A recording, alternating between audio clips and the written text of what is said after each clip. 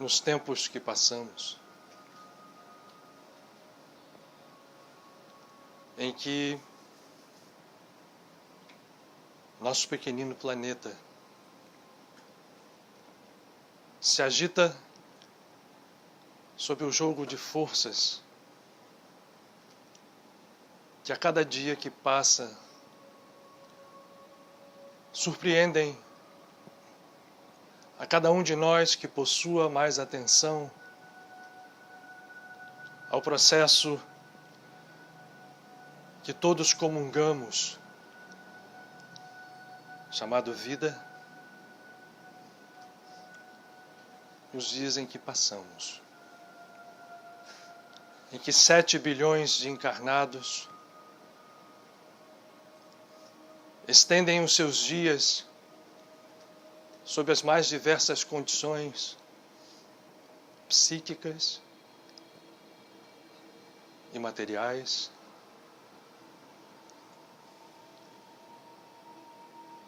como nunca temos acesso a informações em velocidades cada vez maiores. Nesses dias,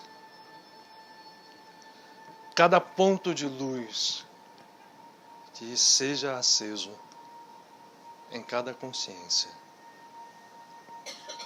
é algo de valor inestimável,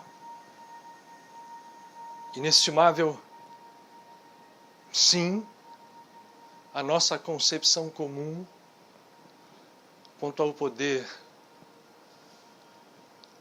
que esse ponto de luz aceso possui.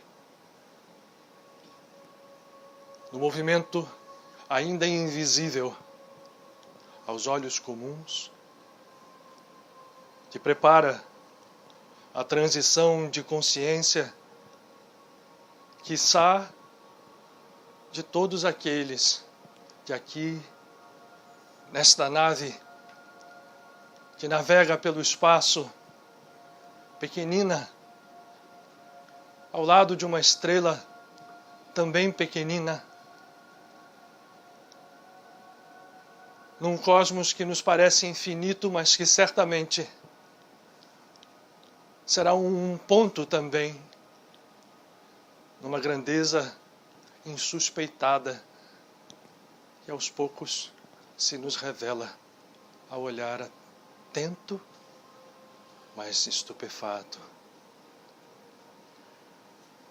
O infinito, cada vez mais, se nos mostra capaz de se expressar num pequeno ponto. E esse pequeno ponto é a consciência de cada um que desperta.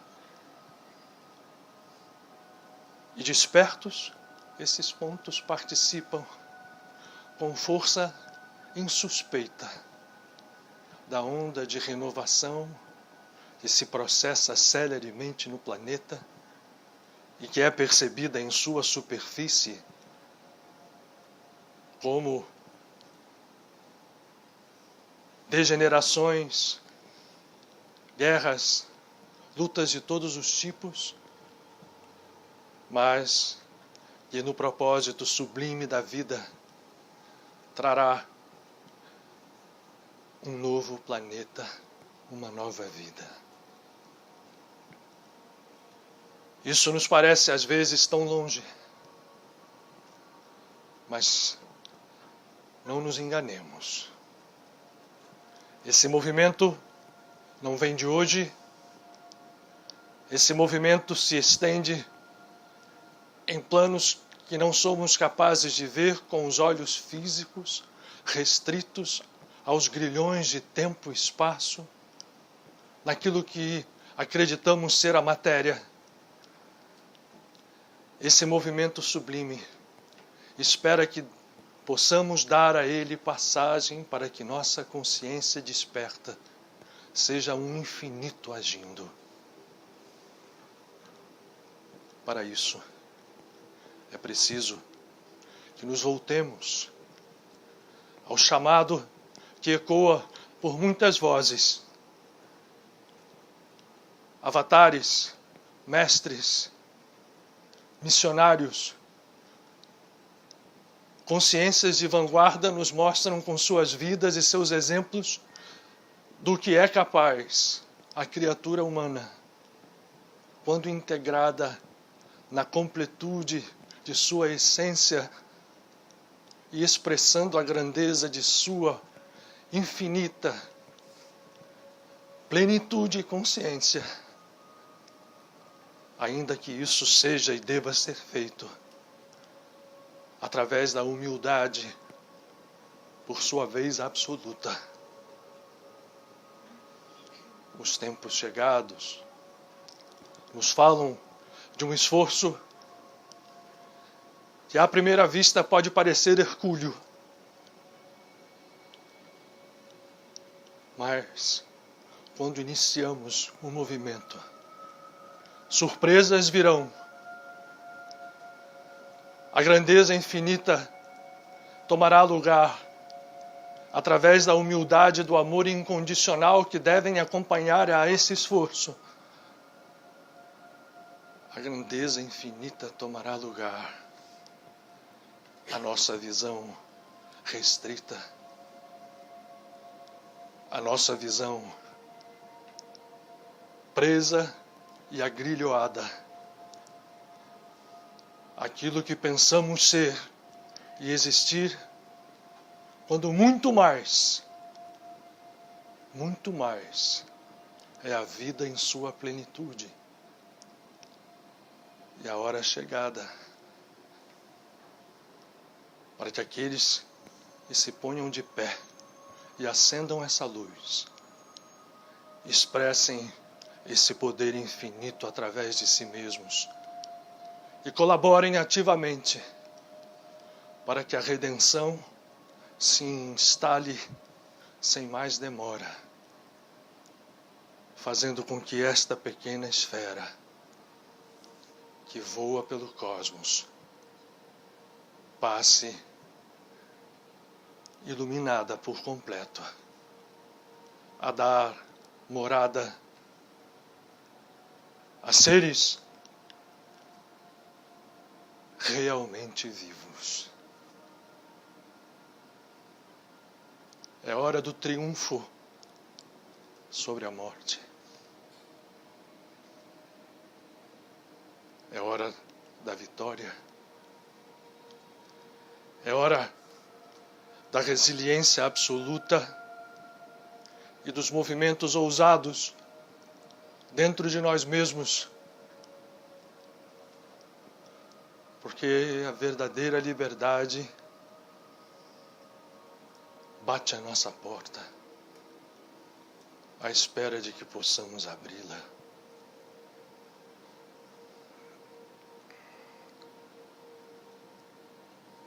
Que saibamos aproveitar a hora, o momento,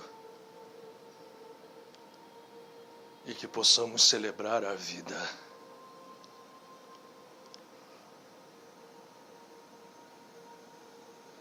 Que a paz seja com todos. Você fez uma paráfrase bem interessante de uma coisa, uma história que na física quântica se chama o paradoxo do gato de Schrödinger, do gato vivo ou do gato morto dentro de uma caixa onde havia um átomo radioativo que decairia ou não, e ao abrir a porta se veria o gato vivo ou o gato morto. E Schrödinger prova pelas suas equações que isso não era possível de você saber antes, a não ser na hora que você abrisse. Levando um pouquinho para frente, porque a mecânica quântica, eu estou falando isso aqui porque engloba no nosso tema, tá? A mecânica quântica materialista, né, que surgiu no final do século XIX para o início do século XX, apostava na absoluta aleatoriedade. Então, ela no primeiro momento disse que era impossível você prever isso. A sua paráfrase é interessante porque depois foi chegando a uma conclusão de que a observação é que realizava o fato do gato estar vivo ou o gato estar morto, que equivale a essa história que você contou de quem sabe o que vai acontecer somos nós, né? E as mãos aí que você põe na história é a figura da nossa consciência. Tudo a ver com o tema que a gente vai falar hoje. A gente não combinou nada, como nunca. Na cara dele ela fica feliz. Agora é a minha vez. Gente, é uma felicidade a gente ter o Otton aqui, né? A gente estava sentindo falta dele, como a gente sente falta do Maurício. Né? Sempre vamos lembrar do nosso Maurício, que ficava sentadinho aqui com as músicas dele. Tem nos mandado músicas, né? A gente podia sempre voltar aqui a escrever as coisas, voltar a tocar algumas músicas dele. E, inclusive, uma nova. Mandou uma melodia interessante, que vamos ver se a gente consegue puxar uma letra para ela. Mas esse tema de hoje é para aproveitar que a gente ainda nessa esteira do tempo, estamos ainda em janeiro, é o começo do ano. Ano novo, vida nova, todo mundo faz, né? Projetos, todo mundo, né, imagina alguma coisa que possa fazer nessa história de marcar tempo. Mas ao mesmo tempo que a gente fala isso, né, focando diretamente no processo temporal, o tema diz, né, a gente se libertar dessa prisão, né, desse grilhão do tempo.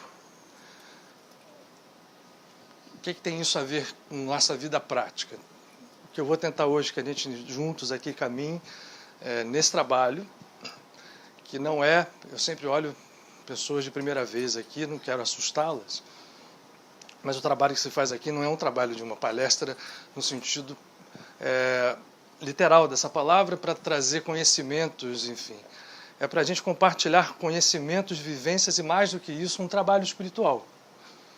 A ideia é que enquanto a gente está aqui conversando, a ideia não, o fato é, enquanto nós estamos conversando aqui, há um trabalho espiritual acontecendo, específico para cada um de nós e conectando a cada um de nós em outros processos, em outras pessoas, ligadas a nós de uma forma consciente, sendo um familiar, seja alguém que a gente queira ligar ou não, porque nós sabemos muito pouco com essa nossa consciência restrita, que é presa no tempo e espaço, que é exatamente isso que a gente quer hoje começar a falar, para que a gente possa aqui abordar juntos essa ideia e sair hoje daqui um pouco mais com a borboleta nas mãos, né, para nos valer da ideia de que o Otton passa nessa historinha.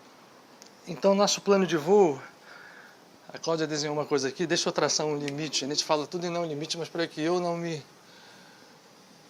empolgue e acabe entrando aqui, a gente tenha que reescrever.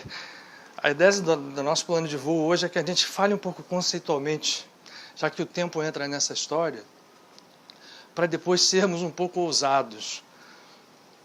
O primeiro momento é conceitualmente tentando usar conceitos mais afinados com a ciência, sem a gente ser científico aqui, sem a gente ser presunçoso em termos científicos, mas para mostrar um conceito de que fique claro do que se trata o tempo, do que o tempo é, pelo menos no momento hoje, consciencial da humanidade, abarcando todos os seus conceitos, incluindo os científicos. Então a ideia é que a gente entenda um pouquinho de como esse processo, que ainda é conceitual, pode ser trazido para nós, para um campo prático, desde que a gente saiba como abordar isto de forma prática e como tornar realidade esse processo que a ciência hoje já chancela quase que tranquilamente. Quer dizer, nós estamos hoje já no final da segunda década do século XXI. Né? Você não se deu contas disso, mas já se passaram 18 anos do século XXI e desde o início do século XX ficou claro, e fica claro. Bom, deixa eu contar o plano de voo, o resto, que eu me antecipei. Eu me empolgo aqui, que ele fica... Outro dia, uma amiga minha querida estava me dizendo isso, né? Porque fica observando, porque a gente tenta buscar todas as ondas que chegam e traduzi-las numa coisa só. Então, às vezes vai na frente. A ideia é começar com esse processo conceitual. Depois a gente entrar naquilo que os grandes mestres, e aí no campo da espiritualidade religioso, nos falam para tentar entender ousadamente o que eles estavam querendo dizer naquele momento, como que algo oculto que nós só pudéssemos começar a compreender com mais clareza hoje. E no final, trazendo para o campo prático, a gente fazer algumas coisas que nos permitam ter acesso, aceder a este potencial infinito que nós todos temos dentro de nós quando passamos a entender a vida dentro desses conceitos que não são ainda englobados na vida prática.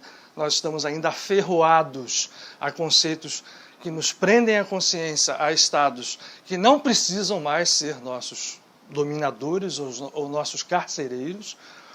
E a ideia do final é que a gente tente alguns processos simples que nos ajudem a começar a sair, colocar a cabeça para fora desse mergulho ilusório que nós vivemos, aprisionados nesse estado que aqui estamos nós, de vida material encarnada, na chamada matéria, no chamado plano físico. A primeira dessa história toda é nós entendermos que o tempo nos agrilhoa, mas cientificamente, hoje, tempo é igual a ilusão quando e como. Quando olhado como nós olhamos hoje, nesse exato segundo, e temos olhado a vida toda, uma grandeza absoluta e linear. Para nós, né, o tempo se sucede em noites e dias e horas e minutos e segundos, e ele se expressa na nossa vida. Aqui nós estamos, a gente nasce, fica, né, bebezinho, cresce, desenvolve a nossa vida e de repente a gente morre. Então, morrem pessoas, morrem civilizações, então tudo nos fala de que o tempo realmente exista e que tenha uma categoria absoluta e que tenha uma individualidade absoluta, como se fosse um rio, não é? Tanto que a gente usa um verbo para dizer o tempo passa. Bom, para mim é uma boa notícia, mas isso tudo que eu acabei de falar hoje está absolutamente derrubado pela ciência. Já foi derrubado desde 1918, se eu não me engano, ou 17, quando um missionário espiritual no campo da ciência, chamado Albert Einstein, lançou a sua teoria da relatividade, a geral e a especial, e começou a mostrar uma coisa que surpreende e nos surpreende até hoje, e que está fora, eu volto a repetir, da nossa conceituação prática de vida.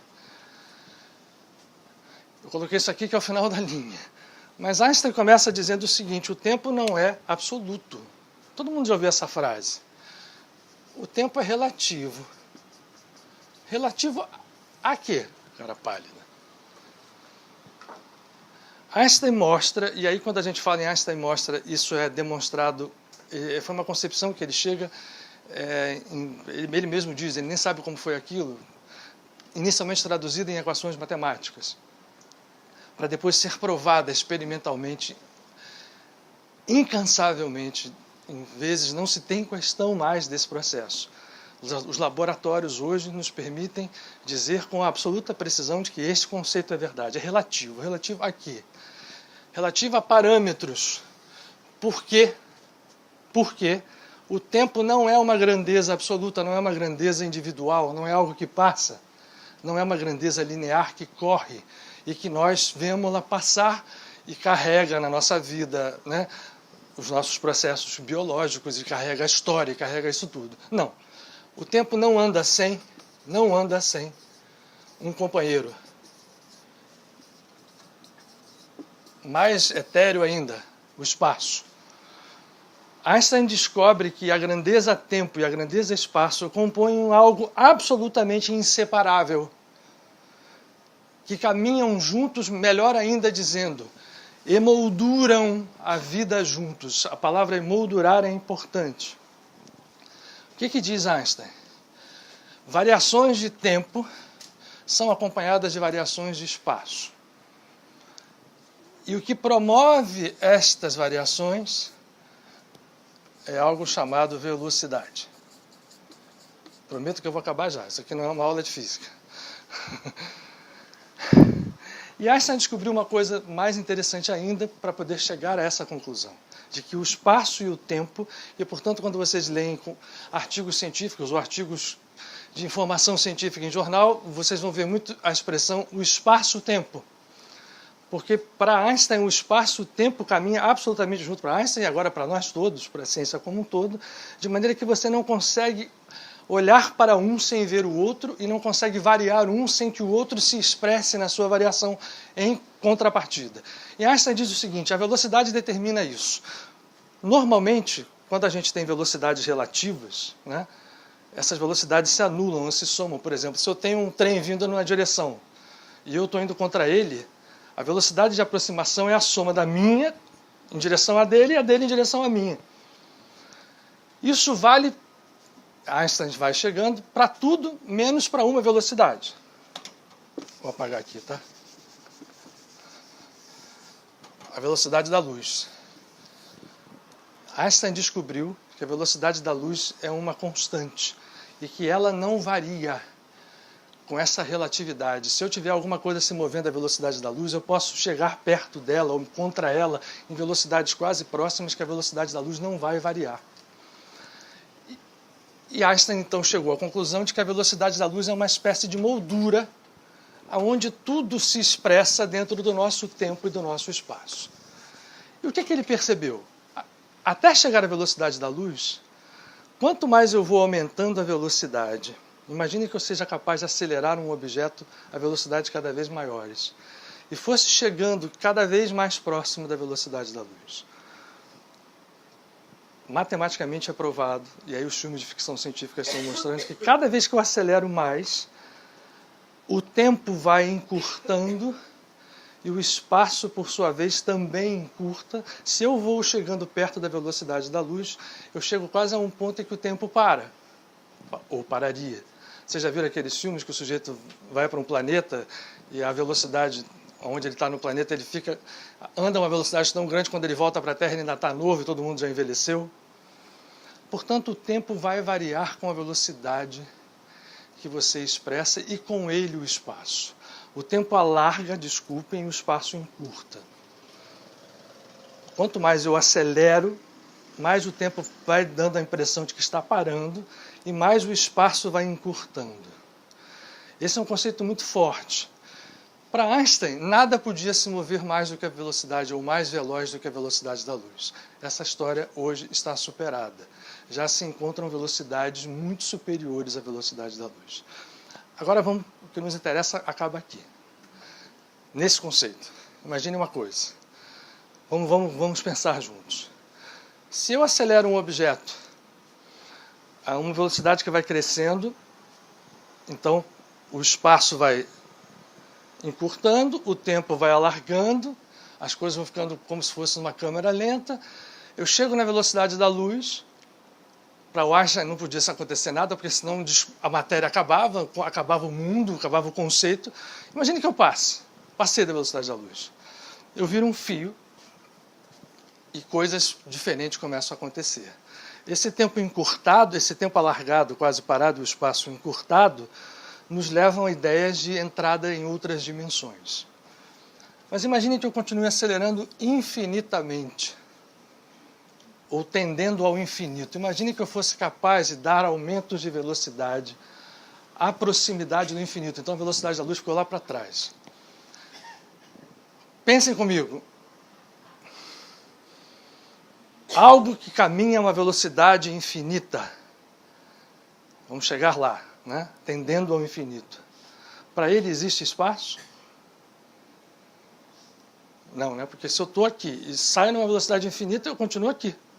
Apesar de eu ter percorrido, eu não sei que distância, mas continuo na mesma posição. Algo que se acelera a uma velocidade infinita, existe tempo? Não. Porque na hora que o tempo parou na velocidade da luz, se eu continuar acelerando, aquele tempo vai encurtar ou vai entrar num outro processo desconhecido para nós de tal maneira que o tempo e o espaço passam a se expressar de uma outra forma. Eu só comecei isso daqui para a gente pelo seguinte. Por que razão que nós estamos falando isso? Porque para nós, nesse estado de consciência que nós estamos, que nós pensamos o contrário disso, que o tempo é algo que se estende. Quando a gente pensa em eternidade, a gente pensa em coisas enormes, longas. Faça um exercício mental. Procurem chegar para trás 5.000 anos. Para trás no passado. E se imaginem vivendo 5.000 anos no passo de tempo que nós temos. Imagine um século, já é muita coisa, né, para a gente pensar, se bem que a gente hoje está percebendo que essa história de velocidade acelerada é cada vez mais verdade, o tempo está encurtando, não é mais uma percepção psicológica, é uma percepção global de que o tempo encurta.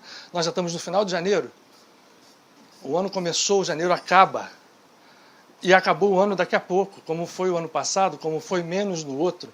Nós estamos entrando em uma área do espaço-tempo. Assim, a ciência hoje sabe, só para a gente, que velocidades maiores que a luz existem. A ciência hoje sabe que é possível voltar partículas no tempo. É possível, no campo das partículas subatômicas, fazer com que partículas experimentalmente, consigam regredir no tempo. Eles só não sabem como é que faz isso acontecer aqui, em termos macro. E há aquele dilema dentro da física de que a mecânica quântica só vale para o microcosmos. Mas isso é um absurdo. Não pode valer só para o microcosmos, ela tem que valer para tudo. Terminamos o conceito aí. Imagine o seguinte, vamos lá voltar. Voltem a 5.000 anos atrás e se imaginem caminhando durante 5.000 anos. Nesse tempo, na velocidade que nós conceituamos tempo. É muita coisa, né? É até cansativo. Imagine alguém que começasse a viver 5.000 anos atrás e começasse a ter experiências, né, lutas, vidas após vidas, e aquela história toda demorar 5.000 anos até chegar agora. Não façam agora se não conseguirem, mas um dia em casa, se vocês gostarem da ideia, façam esse exercício. Bom, o conceito de tempo é uma prisão. É efetivamente uma prisão. Só que, eu comecei com a história da ciência só para que a gente desse uma base de entendimento de que isso é uma verdade, todos os mestres que passaram pela história humana, Krishna, Buda, Jesus, Moisés, os grandes profetas, deixaram muito claro que esta prisão é uma prisão ilusória da qual nós podemos nos libertar. O que expressa mais esta prisão de tempo e espaço que nós vivemos?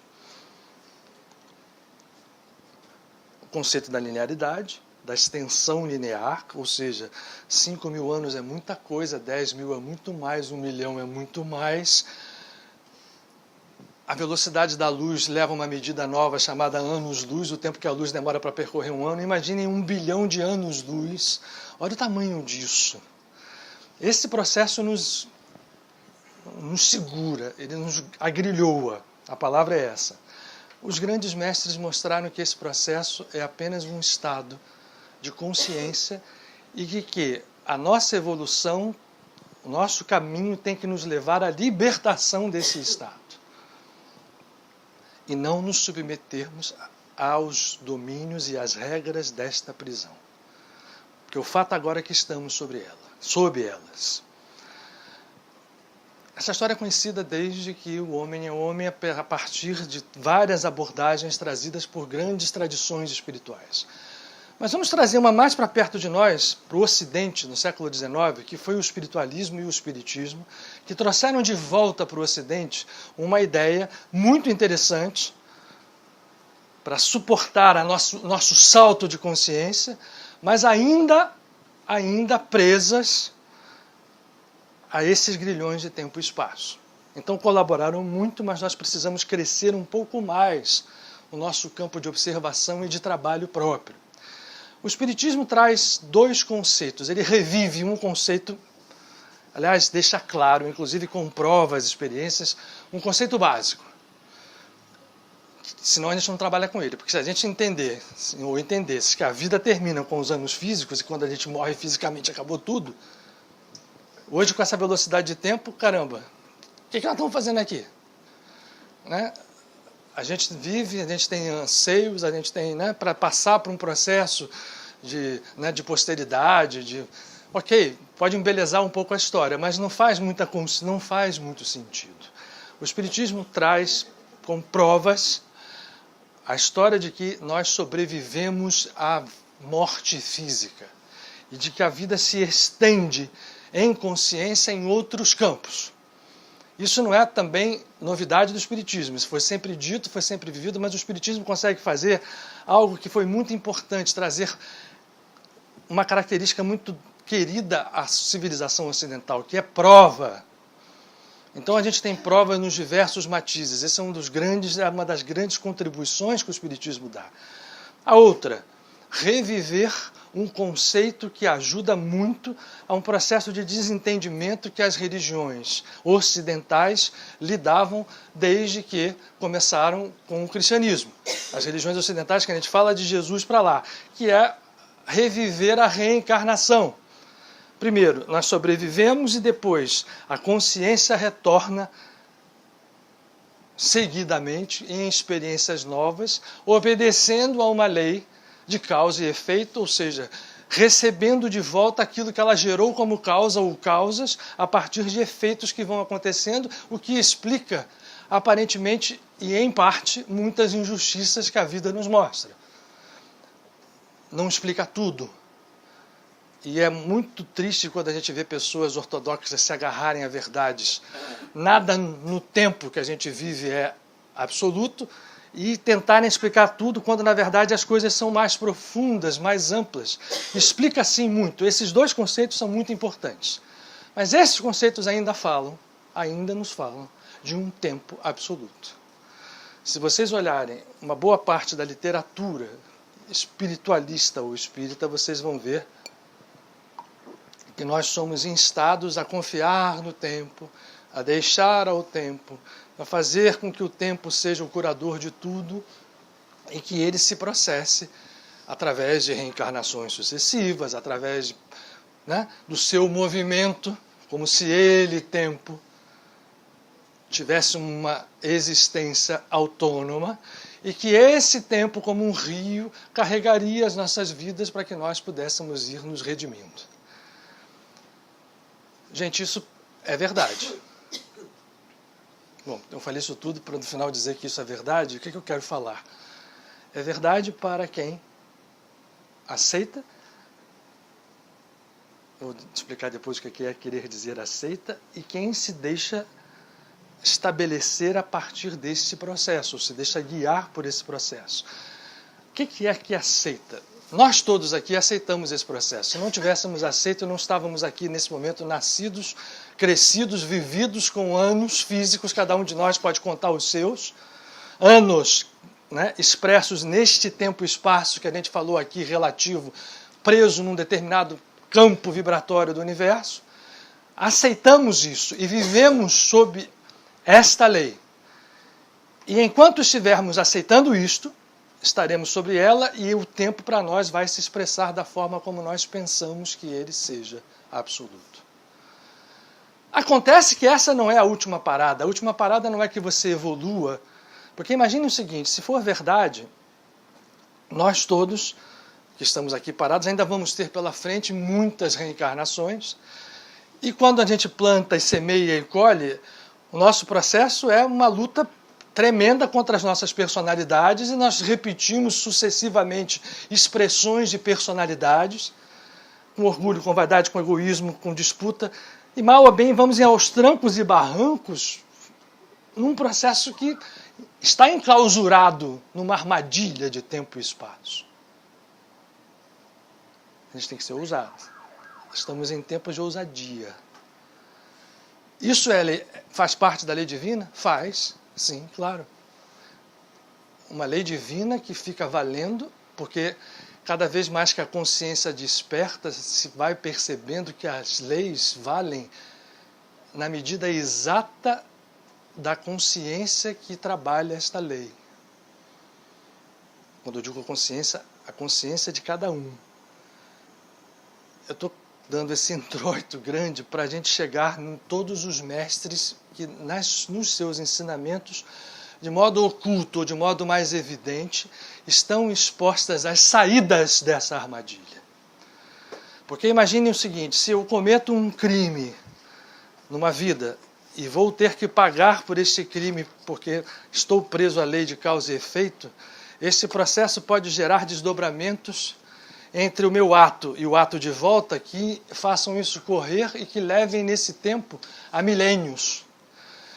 E olhem como é cansativo a gente imaginar que eu tenha que caminhar por milênios, por centenas de anos, sem que eu consiga crescer o meu estado de consciência. O que eu preciso fazer? Eu preciso inverter o processo, eu preciso partir do estado de consciência. E esta porta de saída nos foi dada por todos os grandes avatares, e é isso que eu queria com vocês agora ver, examinar. O primeiro deles, Krishna. E toda a cultura védica nos fala, primeiro, da identidade. O primeiro processo que nós temos que entender é que nós somos expressão de algo que a gente não conhece ainda, que é o Criador, é o infinito, é algo que nos transcende e é imanente a nós mesmos. No momento que se admite isso, ainda teoricamente, o caminho é como é que eu vou transformar esse conceito teórico em algo prático para que eu possa expressar as características desse infinito dentro de nós. Krishna foi um dos grandes mestres que mostrou com clareza o caminho da yoga, o caminho do despertar da consciência através dos processos meditativos, de entrega profunda do ser aos seus movimentos interiores, para descobrir dentro de si mesmo espaços infinitos e tempos infinitos, os dois sob o seu controle.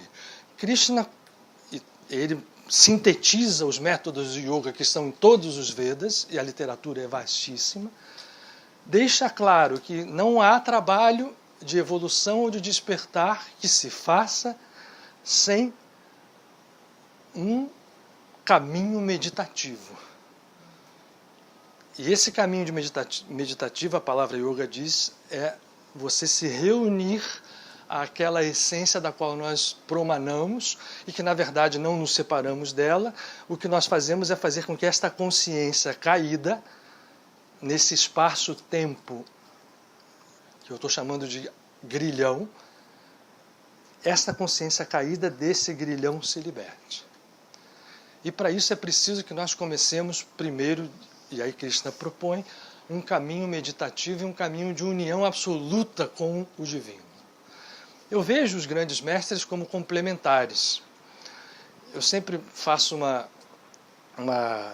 tentativa de a gente compartilhar a ideia de que, olhando agora à distância, a gente consegue perceber que há um plano perfeito para integrar o que foi vivido por Krishna, o que foi vivido por Buda, o que foi vivido por cada um dos mestres, o que foi vivido por Jesus, o que foi vivido por Moisés. Cada um deles dando uma peça do quebra-cabeça ou várias peças do quebra-cabeça e montando um quadro muito amplo que eu diria como se fosse um quebra-cabeça até de muitas dimensões, a gente pode imaginar algo assim, e que esse processo é um processo que mostra como sair de uma prisão. A prisão de dor e sofrimento que Buda identifica na sua vida, que no primeiro momento tinha sido segregado pelo seu pai, e a figura, quando ele sai do palácio, encontra os velhos, a morte, a dor. O que é isso? E nós vamos ver o caminho de Buda, nos mostrando que também a meditação e também certos estados, como a compaixão, como o agir de uma determinada forma ou de determinadas formas, vão nos elevando o estado de consciência até que nós cheguemos ao que ele chama, ou que foi chamado, de iluminação ou de despertar. Absolutamente necessário e fundamental para qualquer caminhada humana. Porque a partir de que cada um desses mestres vai colocando, nós vamos entendendo que não são processos separados da vida humana comum. Não é para o monge do mosteiro, ou para aquele que segrega, ou para aquele que vai buscar uma santidade separado do mundo, que esses processos foram trazidos. Esses processos foram trazidos para que nós, e hoje chega esse tempo, em termos humanos, em termos de humanidade, que nós possamos trazê-los para a nossa vida comum. E sermos todos, na nossa vida comum, o espelho daquilo que esses grandes mestres viveram, ensinaram e que está ali, vivo, absolutamente vivo. E todos eles, quando entram dentro desses movimentos profundos do ser, mostram com clareza, não com essa linguagem entre aspas, científica que a gente fala aqui, que foi uma coisa que apareceu no século XX, mas mostram com clareza esta relatividade e, ao mesmo tempo, a força que isso adquire quando nós damos validade ao processo. E tirar a validade do processo não significa apenas querer fazê-lo, como Yogananda, um dos grandes mestres que chega no século XX para chancelar essa verdade, ele usa em inglês 2 verbos que o inglês facilita muito. Para isso não há que nós ficarmos apenas em wishes, desejos, vãos que não têm muita força vibratória. É preciso que nós apliquemos will, a força vibratória da vontade. Então não são wishes, é a força singular do will, ou seja, a vontade aplicada, a energia aplicada a esses movimentos que vão direcionar o nosso ser para um despertar e para um entendimento maior do que seja o universo e a vida onde nós vivemos e, como consequência disso, um grande controle sobre o processo. Porque o que nós ganhamos com isso é aprendermos a controlar esse processo. E o fato é que, quando nós estamos nesse estado, o controlar esse processo já não tem mais vínculo com controles egoístas.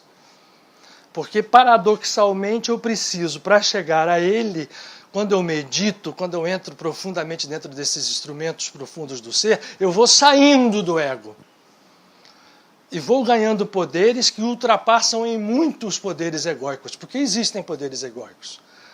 Há pessoas com grandes capacidades mentais, por exemplo, com grandes poderes psíquicos, mas que ainda se expressam no campo egóico. Não são esses que nos interessam os poderes que nascem dentro da linha certa, ou seja, de dentro para fora de um universo que realmente rompe as leis de tempo e espaço e, com toda a ousadia, rompe as leis de causa e efeito, como nós as conhecemos. Isso para nós é bom, porque nós conseguimos, ao acelerar o nosso movimento, e por isso eu falei de velocidade crescente, e essa velocidade crescente vai diminuindo o tempo e espaço, se eu chego no infinito, eu não tenho mais tempo e não tenho mais espaço. Eu tenho apenas um momento único, que pode ao mesmo tempo se estender em milênios, mas eu parto da singularidade, do controle, onde a velocidade é infinita, e ali o tempo e o espaço estão na mão da consciência que atinge essa velocidade. Nós não estamos nela, a gente está em caminho. Em caminho, essa história vai cada vez crescendo mais e o ser vai expressando com mais perfeição algo que a gente é incapaz de definir agora. Completamente incapazes somos. Somos capazes de sonhar, de perceber. E somos chamados a... Agora chegou uma hora definitiva no planeta que não podemos mais ficarmos mornos. Já falou um grande mestre. O caminho do meio não é o caminho do morno. O caminho do meio é um caminho de alta vibração entre polos, unificando os polos em alta velocidade, e vibração alta é calor, é energia, é força. Não é o morno que se deixa levar. Esse estado morno é o estado que nos trouxe a o que hoje vivemos. Presos a conceitos, presos a condicionamentos, presos a leis. Entre elas a lei de causa e efeito, que se expressa nas reencarnações sucessivas que se tornam cansativas e que vão agregando a nós pesos, entulhos personais, que é claro que no final dessa história tudo se funde em algo superior, então não é desprezível nem desprezado esse movimento, mas nós podemos escolher outra via. E é esta outra via que os mestres vieram nos trazer e que eu vou valer agora de alguns conceitos, começando por histórias que a gente conhece, mas uma delas menos um pouco. Uma delas está no Antigo Testamento. E 2 delas no Novo Testamento, diretamente relacionadas à figura de Jesus de Nazaré. Para trazer algo bem próximo da gente.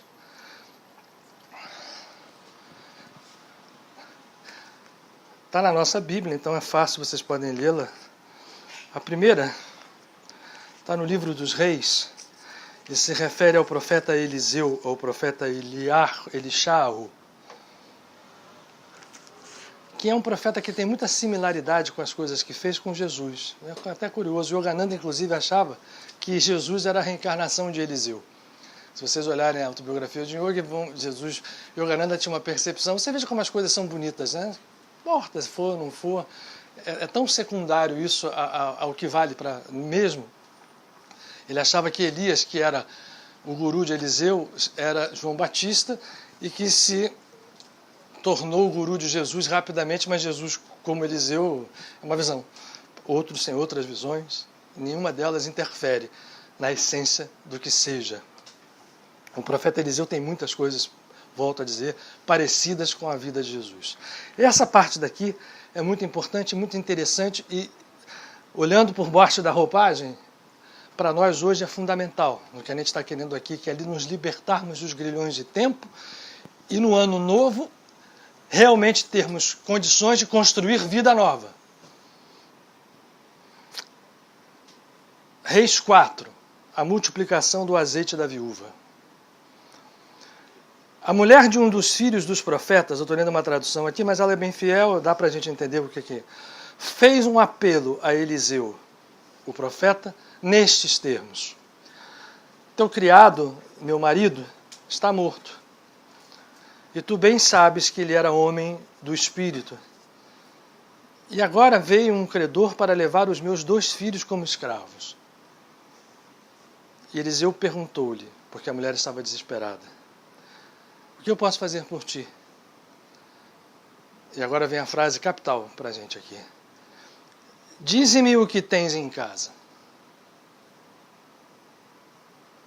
E ela responde: mestre, eu só tenho em casa um restinho de azeite para me perfumar. O profeta disse: vai, pede emprestado a todos os vizinhos vasilhas vazias. E não sejam poucas, e me traz. Em seguida volta, tranca-te em casa com os filhos, e derrama o azeite que tens nesse restinho em todas as vasilhas. E à medida que as fores enchendo, vai pondo-as de lado e separando. Vocês ouviram o que foi dito aqui? Numa linguagem comum, isso é uma loucura absoluta, né? Ela diz assim: eu tenho um restinho. A dimensão é um restinho para me perfumar. Aí ele diz assim: não, faz o seguinte, vai nos vizinhos, pede vasilhas emprestadas, não poucas, vai no seu quarto, tranca com você os seus 2 filhos, que são escravos, e enche. Então, na nossa cabeça, agrilhoada a lei de tempo e de espaço, porque tempo e espaço andam juntos, então tudo que acontece dentro dessa dimensão é percebido em quê? Algo finito. Eu tenho esse copo.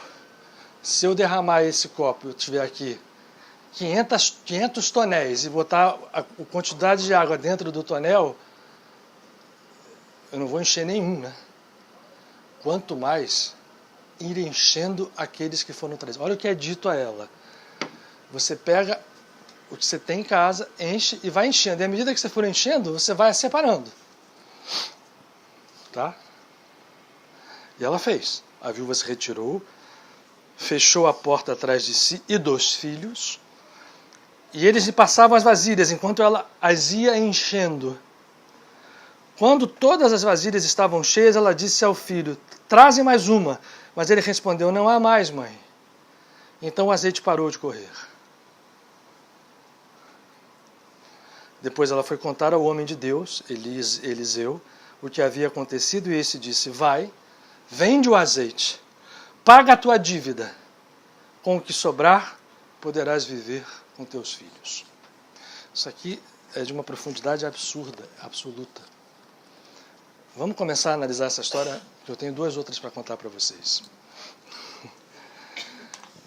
Ela chega desesperada porque bate um credor à porta para pegar os seus 2 filhos e vender como escravos. Esse é um símbolo. Eu vou contar símbolos muito superficiais, mas são símbolos que nos interessam e já valem. 2 filhos, escravos, frutos do seu ventre. Se nós desconceituarmos a pessoa humana dos filhos, entendermos filhos como tudo aquilo que nasce do nosso ser, na lei de causa e efeito, portanto, criações nossas, e aqueles filhos passem a personalizar as coisas que nós temos, que a gente carrega na personalidade com tanta, né? Eu sou assim, eu sou orgulhoso, eu sou nada, eu sou genioso, eu não sei o quê. As nossas segundas naturezas, eu vou gerar dívidas. E essas dívidas vão ser cobradas. E esses processos vão nos levar à escravidão. No primeiro momento, qual é a saída em termos de tempo e espaço normais? Alguém dá? Tem alguma saída? Ela não tem dinheiro. Não consegue pagar a dívida. Ela não tem o que fazer, porque o credor bate a porta. Ela vai apelar para quem? Dá um estalo na consciência dela, viúvas, vamos trazê-la para a nossa representação, e ela vai, através do profeta Eliseu, dizer: me ajuda, ela sobe o padrão, ela eleva o seu padrão de consciência para atuar fora daquela lei que está agindo ali. Tem um credor, vai cobrar a dívida, vai levar os filhos como escravos e pronto.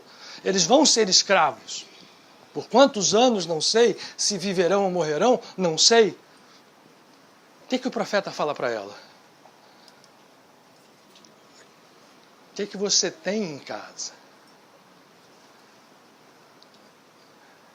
E ela diz: eu tenho um perfuminho que eu uso para me perfumar, um azeitezinho sobrando. Assim, traz. E pega as vasilhas e começa a encher. Olha, o paradoxo que tem nisso na nossa lei comum isso não é nada, mas ela vai e pega aquilo e faz. Esse movimento significa o seguinte: quando a minha consciência parcial entende que há outros caminhos e começa a buscá-los, eu preciso usar as bases que eu tenho. Eu não posso agir, todos nós temos dentro de nós a âncora do infinito, nós temos a tal chama, que há 2 semanas eu falei aqui, que nunca se apaga. Esta chama é necessária para dar o salto por um canal, nesse caso representado por um profeta ou por um santo, ou por alguém que já tem essa consciência. Para ele aquilo, ele não estava falando nenhum absurdo, ele estava falando algo que é uma verdade, mas é uma verdade que está num patamar que não está presa mais a tempo e espaço, não está presa mais às limitações, nem vai se deixar render a algo que estava iminente para acontecer.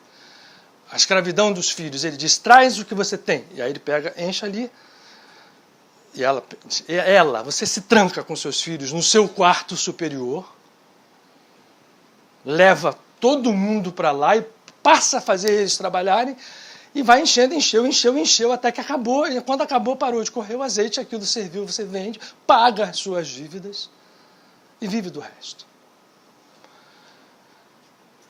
Estava livre a viúva, e ficou livre, e a vida dela tomou outro padrão. Isto tudo simboliza algo que é um estado de consciência, mas que não... Elias não chegou e disse assim, tchan, e botou lá dentro do azeite e encheu. Ele diz assim: o que você tem? Ele disse: eu tenho isso aqui, não importa.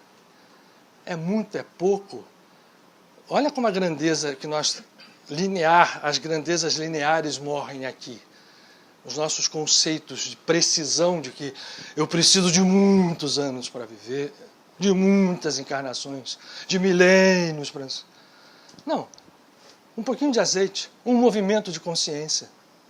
Algo que faz com que venha de onde tem que vir, que é onde a realidade realmente está, e não aqui, as coisas que têm que vir. E vem.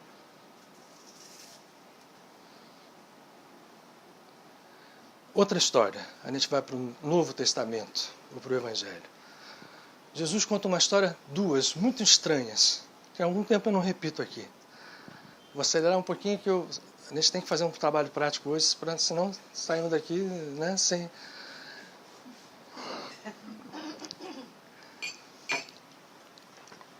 Um senhor tinha uma vinha, era uma seara, e sai a recrutar trabalhadores e começa a fazê-los na primeira hora do dia, que naquela época se conta como a primeira hora da manhã, tipo 6 horas, e vai na segunda, que se contava de 3 em 3 horas, você vai vai recrutando outros, trazendo para si, até que chega na 1/10 hora. E ele anda e vê uns pessoal sentado ali, assim, vem cá, vocês estão fazendo o quê? Não, a gente está aqui, né, querendo trabalhar. Venham, querem trabalhar? Quando deu a 12ª hora, ou seja, terminou o dia de trabalho, ele recolhe os trabalhadores, assim, quem foi que trabalhou? Ah, eu. Bom, aqui tinha um pessoal que tinha começado lá na 1ª hora, ele pegou e deu X. Na segunda, ele deu X. Na terceira, ele deu tanto. Aí chegou no pessoal da 10ª hora, que tinha trabalhado uma. Os outros tinham trabalhado 11, mais uma, 12. E dá o mesmo valor que ele deu para aqueles que tinham trabalhado desde a 1ª hora. Gente, essa parábola para mim é uma das coisas mais fantásticas, espetaculares, que fala de todo esse agrilhoamento que nós temos do nosso mundo conceitual, julgador de causa e efeito. É lógico que isso deu uma gritaria, na hora. Imagina, o cara da 1ª hora, opa, que isso? Pô, eu trabalhei 11 horas mais uma, vem esse cara, trabalha uma e está ganhando o mesmo que eu. Eu não estou lendo ela aqui, eu devia pegar ela aqui e ler toda, mas eu queria só apressar. O Senhor fala assim, eu sou o Senhor e eu dou a paga que eu quero. E, portanto, aquele que trabalhou 1 hora vai receber o mesmo que aquele que trabalhou 12. Quanto eu te prometi? X. Quanto eu estou te dando? X. Eu estou te roubando? Pelo que você me pediu? Não. Mas eu quero dar os mesmos X para esse que trabalhou 1. Olha aqui, gente. Escondida dentro dessa parábola tem muitas coisas para a gente. Isso aqui dá muitas conversas, mas uma delas é a seguinte. Os nossos conceitos lineares, os nossos conceitos de não relatividade ou de relatividade numa proporção que a gente imagina que sejam, não valem. E por que não valem? Não é porque ele esteja dizendo que o que trabalhou 1 hora é melhor do que aquele. Porque quando eu chego na velocidade infinita, qual é a diferença entre 1 e 11? Subtrai 11 do infinito. Infinito menos 11. Qual é o resto da conta? Vamos lá, vocês são matemáticos. Infinito. Subtrai 1. O que Jesus está dizendo ali? O Senhor da vinha não é um ser sentado, não é um Deus sentado num trono, olhando para as pessoas e julgando e dando proporções. Isso somos nós que fazemos. Jesus sempre, como todos os mestres, como fez Eliseu, ele abre o conceito de entendimento de Cristo, Deus, como algo lá dentro de nós e que é medido por nós. Olha que coisa ousada. De certa forma, ele vai responder de acordo com o nosso estado de consciência. Mas naquele momento ali, essa parábola é dura porque ela rompe esta percepção. A percepção de que quem trabalhou 11 era mais meritoso para ganhar mais do que aquele que trabalhou 1. Mas quem pode medir qualitativamente essas proporções? E quando ele diz, eu sou o Senhor da vinha, ou eu sou o Deus que está dentro de cada um, e na hora que você se entrega a esse trabalho, não conta o tempo. Estou começando a chegar onde eu queria. Não contam as milhares de reencarnações. Não contam as seguidas quedas e levantadas de quando a gente se submete a esta lei. Não estou dizendo que ela não seja divina. Vejam que o Senhor pegou ali. Então, o nosso Deus interno vai nos medir, Jesus falou isso também, de acordo com a medida que a gente faz. Seja ela na nossa consciência, seja nela no nosso julgamento, seja na nossa forma de expressar a nossa língua. Enquanto nós estivermos medindo dentro desse processo agrilhoado ao tempo e ao espaço, ela vai responder assim. Mas na hora que chega e rompe, com 1 hora só, um processo que para todo mundo deveria ser medido pelas 11, e é chancelado Olha, estou te dando a mesma coisa. Né? Figuradamente. A gente não tá, porque, se olhar literalmente, é um senhor injustíssimo na nossa forma de enxergar a vida. Mas não é mais tempo da gente enxergar assim. Aliás, há 2000 anos essa parábola existe. Há 2018 anos, pelo menos. Está ali guardada. Para quem queira. A outra. Um senhor chega, sai, chama 3 servos e diz: eu vou sair, vou me ocultar e quero que vocês cuidem dos meus bens. Você toma 5 unidades, ou se usa na Bíblia a palavra talentos. Você toma 2 e você toma 1. Eu vou, um dia eu volto. E se eu vou, um dia eu volto, a gente não é uma coisa exterior. Aliás, porque não é exterior, nós vamos ver no final. Eu não vou ser literal, se vocês forem ler, eu vou ser fiel a essa palavra só porque ela nos interessa. E o senhor vai, o que tinha 5 talentos, trabalha com aquela história toda, né, e transforma em 10. O que tinha 2, trabalha dentro do seu limite com os 2 e transforma em 4. O que tinha 1, abre um buraco na terra, enterra, fecha e fica ali esperando. O senhor chega de volta e diz: meus servos, e aí, como é que foi?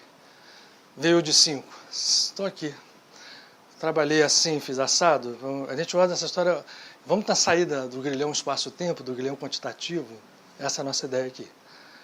Eu tenho 10 aqui, toma os seus 10. E você? Não, eu peguei esses 2 que o senhor me deu, consegui fazer 4. O senhor tem 4. E você? Senhor, eu sei que o senhor tem um jeito diferente, meio de ser. Eu sei que o senhor colhe onde não semeia. Olha as frases que a gente vai dizer. Ceifa, portanto, que não semeou. E aí sabe o que eu fiz? Com medo, eu deixei o seu talento aqui, ó, e estou lhe devolvendo. Exatamente como o senhor me deu. E achando, né? Bom, estou livre. O senhor fala assim: ok, tudo bem, vamos fazer o seguinte. Pega o talento dele, dá para o que tem 10. E esse que teve esse talento que ele me devolve, coloque-o, agora prestem atenção na frase que eu vou falar, nas trevas exteriores.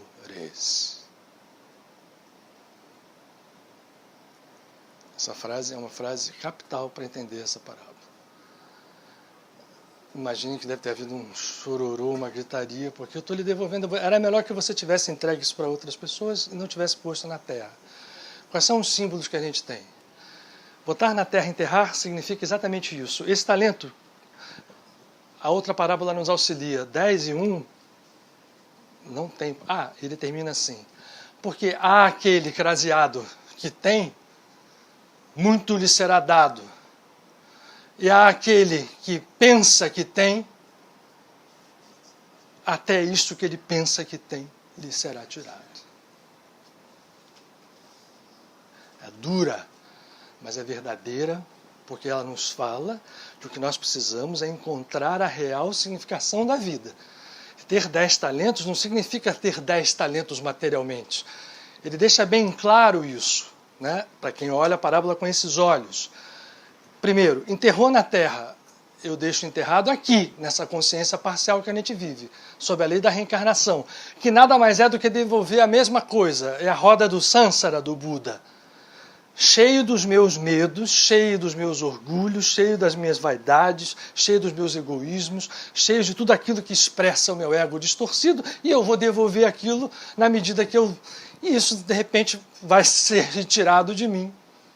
E as trevas exteriores vão aparecer, que são os estados vibratórios que a gente fica em uma roda que não para. Desencarnando, indo, né, para estados frequenciais, que chama de umbral, chama de um que, sei que, e voltando, indo e voltando, indo e voltando. E aquele que consegue fazer um trabalho de recriação de um talento, ele diz assim: vem a mim, você que tem 10, entra no meu santuário. O Senhor não é um Senhor externo, não é um Senhor barbudo, não é Jesus julgando o mundo, é o nosso ser interno, é o Deus interno que diz, lá naquela outra parábola, eu dou àquele que eu quiser e o que eu medir, porque a minha medida é a mesma. A minha medida é ampla, é infinita, e assim também na parábola dos talentos. Essas duas histórias jogam abaixo os nossos conceitos, que nos agrilhoam de tempo, de espaço, de medida, de valor, para valorizar um só, a nossa identificação com o nosso Senhor ou o nosso Criador. No momento em que eu pego aquilo que é dele ou é meu e faço um trabalho de transformar 5 em 10 ou de 2 em 4, veja que ele chama os dois, se vocês lerem a parábola, para entrarem dentro do gozo de estar com ele, de unificação a yoga. E o outro que enterra no chão achando que estava fazendo alguma coisa, pelo menos ele não vai reclamar que eu estou devolvendo a mesma coisa, que fica com aquilo ali, o talento divino, ou seja, a chama, a consciência divina oculta na terra, se sucedendo numa série, um processo de vidas sucessivas, de experiências, se enchendo de ego, sem se libertar. Esse processo não nos leva a lugar nenhum. E Jesus vem, como todos os outros, para mostrar, porque senão não tinha sentido. Se fosse valer só a lei da reencarnação, que é férrea, e diz olho por olho, dente por dente, olho por olho, dente por dente é a cada causa que você faz, você dispara um efeito e ele vem te cobrar. E se eu tiver que pagar isto, nesta lei horizontal de tempo e espaço, eu vou ficar preso como a viúva ali, a quase absurda, né? Sem nenhuma saída, escravidão dos meus filhos, das coisas que eu crio. E Jesus, com muita clareza, é um dos mestres que fala mais claro isso. Quando ele institui o perdão como movimento de renovação completa do karma, a tristeza foi que a religião que se estabeleceu tomou para si isto e colocou na figura da confissão dos pecados e na mão dos sacerdotes. Esse perdão esterilizou esse conceito. Mas o perdão é algo ativo que deve ser atingido por cada um com a sua ligação com o divino, e isto rompe a cadeia kármica. Ele é muito claro. Ele diz, aquele que perdoa, aquele a quem muito ama, muito lhe será perdoado. Aquele que não julga, o julgamento sobre ele será suavizado até que se anule por completo quando a consciência chega a um estado de união absoluta com o divino. Então o nosso caminho não é achar que somente as reencarnações vão nos levar à evolução. Jesus veio falar de algo superior às reencarnações. Estados de consciência e estados de consciência só se atingem através de trabalhos dentro da consciência, porque eles vão se refletir depois nos nossos atos, nos nossos pensamentos, portanto nas nossas palavras também, em tudo aquilo que nos envolve. E a vida exterior vai passar a responder, porque não existe essa separação. Aí a gente volta de novo para os conceitos científicos, que hoje nos suportam. Não há mais como separar energia de matéria, não há mais como a gente dizer que eu estou aqui e vocês estão aí. Nós estamos comungando incessantemente forças, sejam invisíveis ou sejam visíveis. Sabe-se que há cálculos científicos que dizem, imaginem o seguinte, átomos, nós estamos aqui respirando. Cada um de nós está trocando energias através do ar que está respirando. A gente está respirando aqui o ar que o outro respirou. As nossas células, que são trilhões delas, estão interagindo com o que está fora. Isso só para falar do campo físico. O que dizer das outras energias? Nós não estamos separados da vida e ela responde a nós.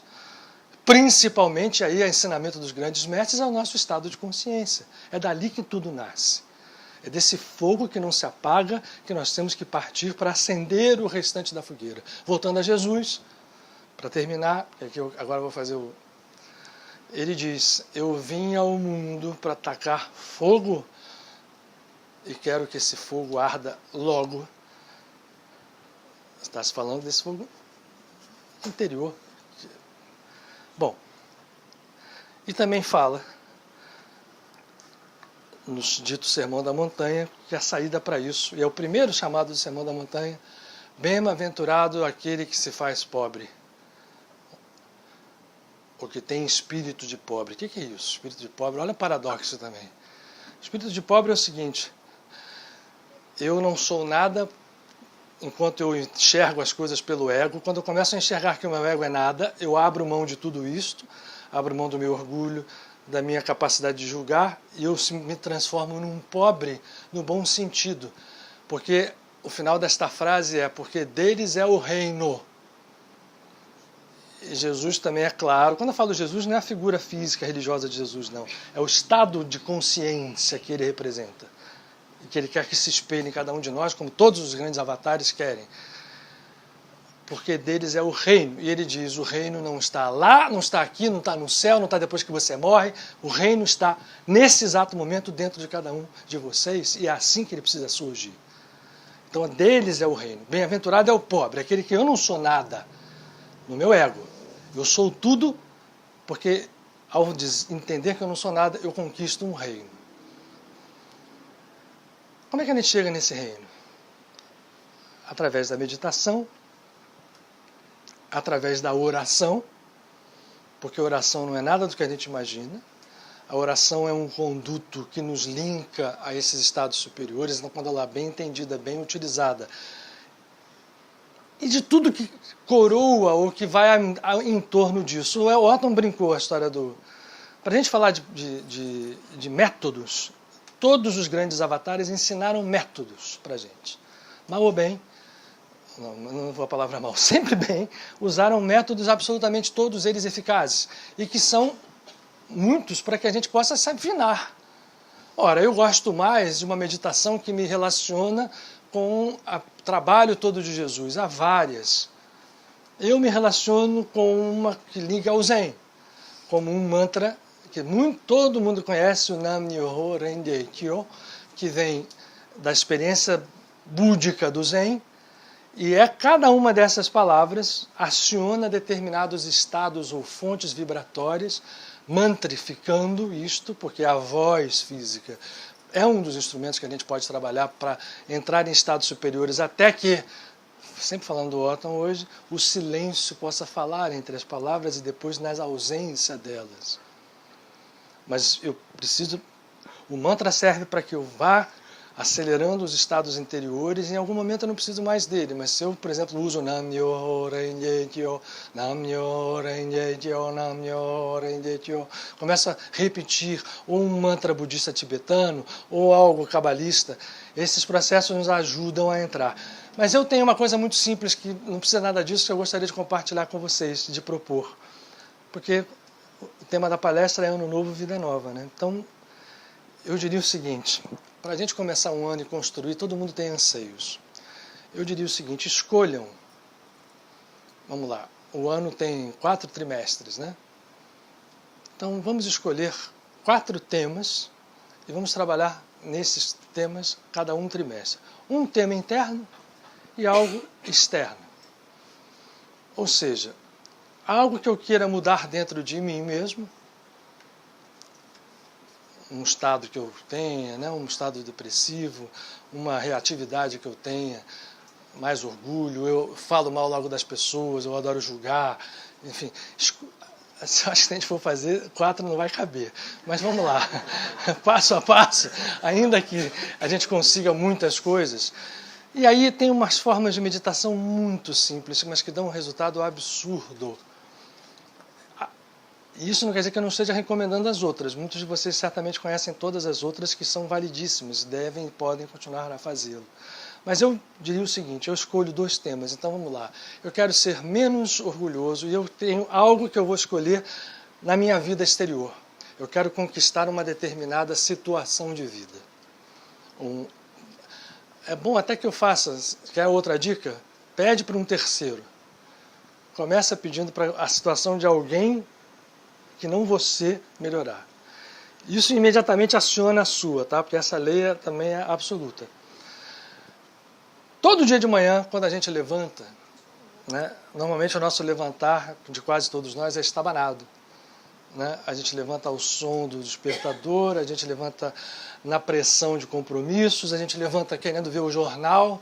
Eu rio muito, tem um agora com essas coisas de internet, tem um que fala assim: tudo que você precisa saber para começar o dia bem informado. A gente podia substituir. Tudo que você precisa saber para começar o dia bem deprimido, ou bem condicionado, né? Ou bem cabeça para baixo, vendo todas as coisas que não te interessam ver. Então, assim, antes de chegar lá, na cama ainda, tem uma meditação muito simples, que eu estou apenas compartilhando porque ela é feita em várias escolas. É a seguinte: na cama mesmo, né? Levantou, abriu os olhos, a primeira coisa é gratidão. Eu ainda estou aqui, eu tenho um dia inteiro para trabalhar dentro de mim. Eu levanto, me ligo à divindade em gratidão, fecho os olhos e respiro profundamente, narina, exalando pela boca 3 vezes. Basta 3, se quiserem mais, podem fazê-lo. E a gente imagina, neste ponto aqui, que é o ponto que é absolutamente senso comum entre todas as escolas, né? Nós somos um corpo energético, está aqui, né? Nós somos trilhões de pontos, de vórtices de luz. Os 7 chakras são apenas confluências de estruturas muito mais complexas que estão expressas em cada núcleo celular. Cada núcleo celular físico é um pequeno chakra. Então a gente, imaginando isso, vai aqui, que é onde nos liga através do templo, que é o cérebro, com as estruturas mais nobres da nossa consciência. E respirando 3 vezes, a gente imagina uma luz, como se fosse uma chama ou um vórtice.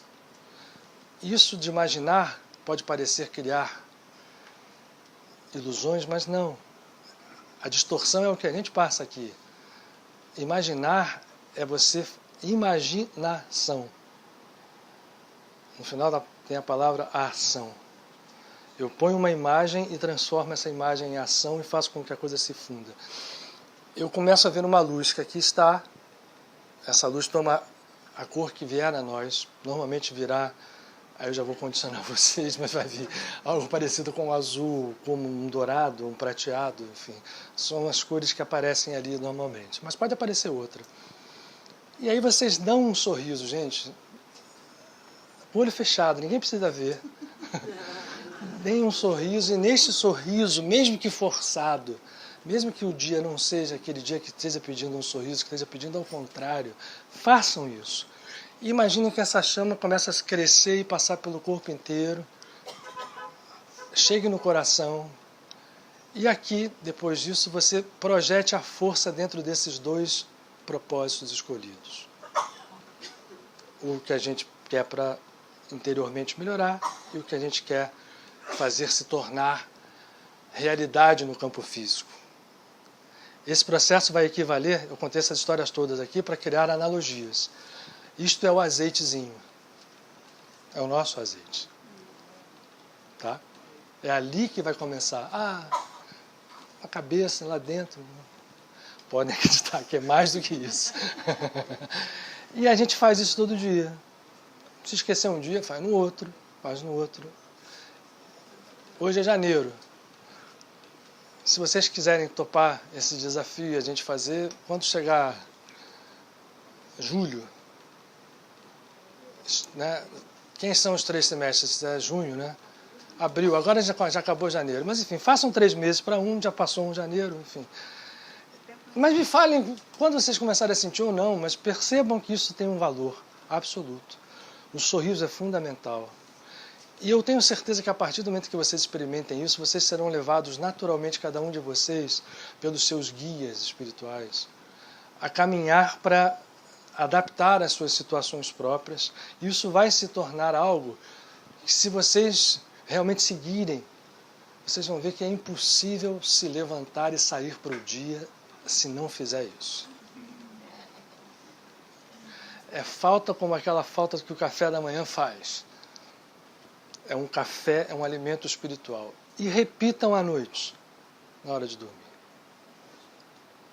Façam isso e vocês vão ver que essa história é tão simples, poder que isto tem, porque isto muda os nossos estados interiores. O sorriso, portanto, ele é forte, ele cria um estado que vai levar cada vez mais a nossa aproximação da bem-aventurança. E isso vai nos levar a um processo que vai rompendo as cadeias. E agora, eu só guardaram isso? É facílimo, né? Não é difícil. Por que está escrito isso aqui? Aí eu saquei de dentro de um salmo. Cadê, Cláudia? Os salmos são isso. Os salmos são orações que são muito bonitas, poemas muito bonitos, mas são códigos poderosos de energia espiritual. Como o Nam-myoho Renge Kyo. Se vocês usarem cada palavra dessas, aciona um determinado padrão energético. E eu posso usar o Om Mani Padme Hum, posso usar o Gayatri, posso usar, enfim, qualquer instrumento de qualquer... É como se eu usasse, olha, eu quero falar isso em alemão ou quero falar isso em francês. Quero falar isso em chinês ou quero falar em japonês. A mesma coisa. No Salmo 113, tem uma frase que é essa que está aí, que tem um poder enorme para nos livrar desses grilhões kármicos. Nos ajuda a fortalecer esses estados de consciência. Esta frase que está aí. É uma frase. É um pedacinho, é um perfuminho que a gente tem guardado aqui. Ela acho que está guardada aqui dentro, que a gente pode sacar. Essa frase em português diz o seguinte: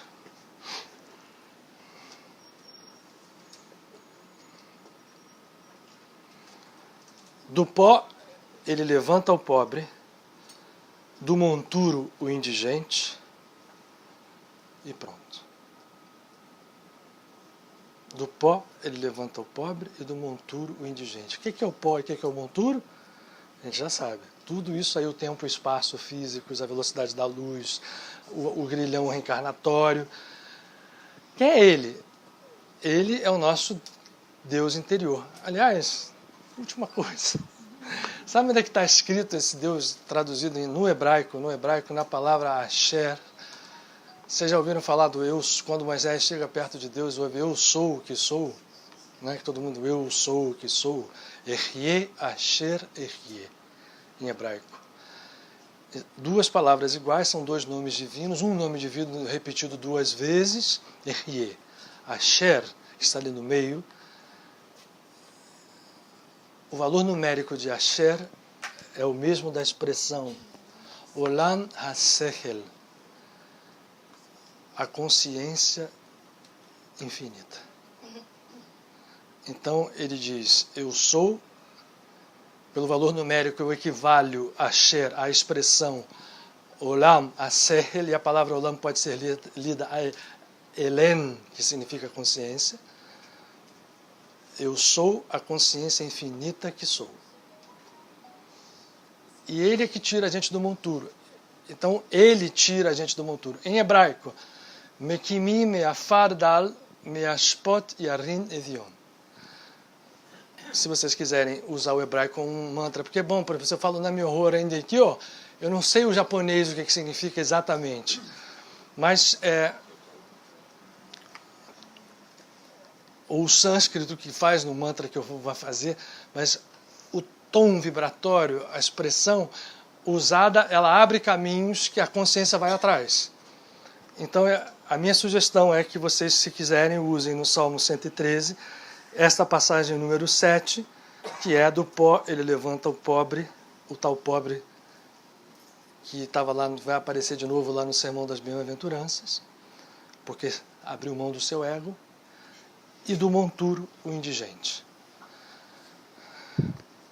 Certamente essa consciência nos levanta. Vamos fazer só uma oração final? 2 minutos? E enquanto a gente apaga as luzes, vamos fechar os olhos, vamos nos valer da beleza que esses amigos espirituais que aqui estão nos trazem, porque enquanto a gente não atinge por nós mesmos esses estados superiores, nós temos quem nos auxilie e quem nos sustente, que são os nossos amigos espirituais. E eles estão aqui.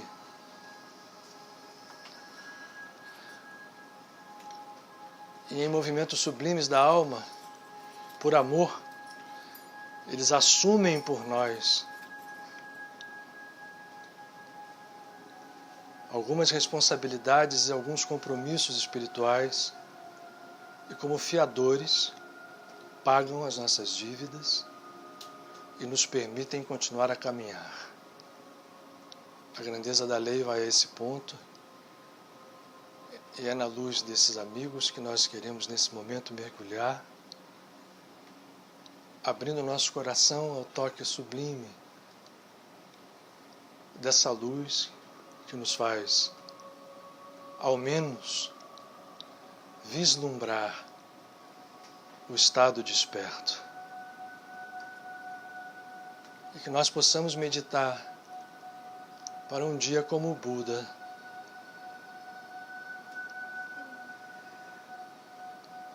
como Moshe, como Jesus, como Krishna.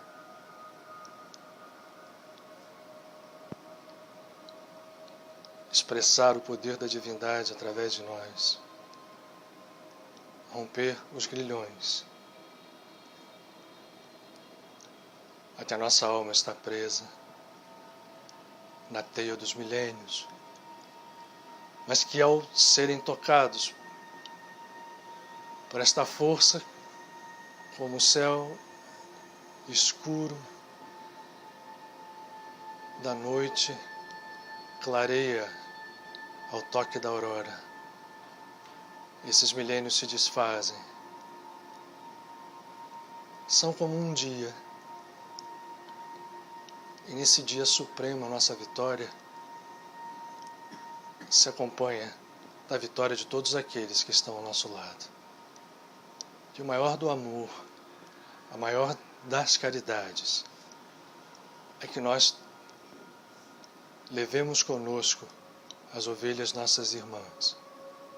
Somos todos de um só aprisco, e o pastor é o Deus interior, é o eu sou o que sou, dentro de cada um.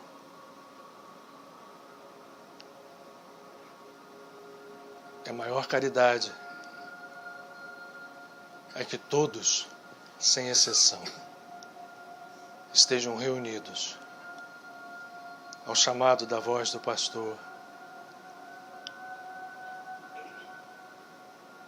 e a ele unificados. Que nesse momento, essa luz que aqui se faz, exerça o seu poder de redimir, de curar, de pacificar, de reerguer a cada um daqueles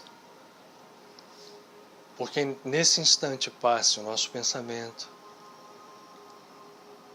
a vibração mais profunda da nossa alma. Porque assim é.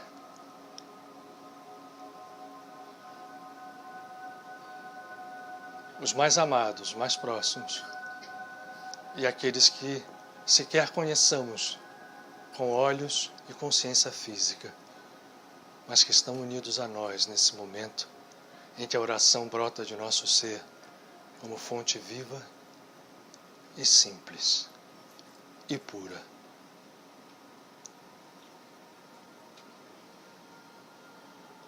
E que a paz que podemos experimentar nesse instante não nos abandone jamais.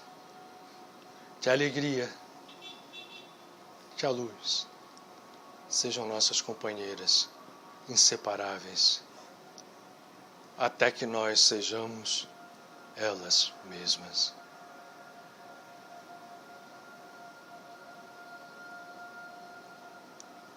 Cura a nossa alma, ó divino, ó sagrado. Graças a Deus. Obrigado a todos. Uma semana absolutamente harmônica para cada um de nós. Gratidão.